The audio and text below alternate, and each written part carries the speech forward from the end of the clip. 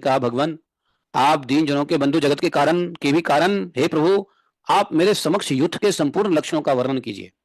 ब्रह्मा जी सारी इंजीनियरिंग सीख रहे हैं भगवान से, भाई सारा व्यवस्था ब्रह्मा जी को ही करना है।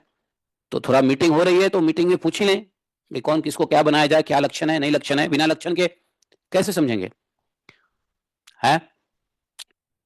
भगवान बोले, अर्बुदम 10 कोटि नाम मुनि भी कथितोपदे 10 बुदम भवित्सो अपि युथा प्रकथ्यते।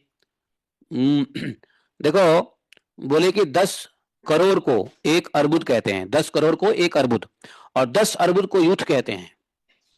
जहां यहाँ की गोपियों में कुछ लोक वासनी है, गोलोक वासनी है, गोपी होंगी, गोलोक गोपियों में कुछ गोलोक वासनी है, कुछ द्वारपालिका है, कुछ श्रृंगार साधनों की व्यवस्था करने वाली हैं, कुछ सैया संवारने वाली हैं, कुछ घर को संवारने वाली हैं, कई तो पार्षद कोटि में हैं, कुछ गोपियां वृंदावन की देखरेख किया करती हैं, कुछ गोपियों का गोवर्धन गिरी पर निवास है, गोवर्धन के ऊपर निवास है कुछ गोपियों का, कई गोपियां कुंजवन को सजाती संवारती हैं, और बहुत बहुत सारे गोपियां मेरे निकुंज में रहती हैं। इन सबको मेरे ब्रज में पधारना होगा। ऐसे ही यमुना गंगा के भी युद्ध हैं, मतलब नदियां भी बहुत है।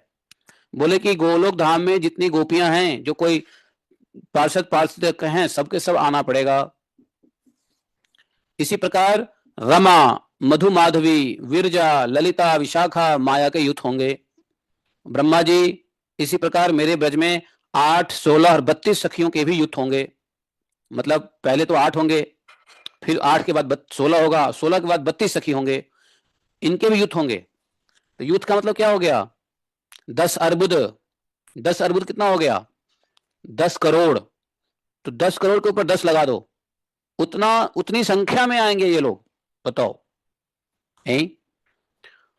पहले के अनेक युगों में श्रुतियां, मुनियों की पत्नियां, जनकपुर कोसला देश की निवासियां, सुंदरियां, अयोध्या की महिलाएं, यज्ञ में स्थापित हुई सीता और पुलिंद कन्याएं थी, तथा जिनको मैं पूर्ववर्ती युग युग में वर दे चुका हूं, वे सब मेरे पुण्य में ब्रज में गोपी रूप में पधारेंगी, और उनके भी युद्ध होंगे, उनके भी बहुत सारे सहायकियां होंगे, युद्ध।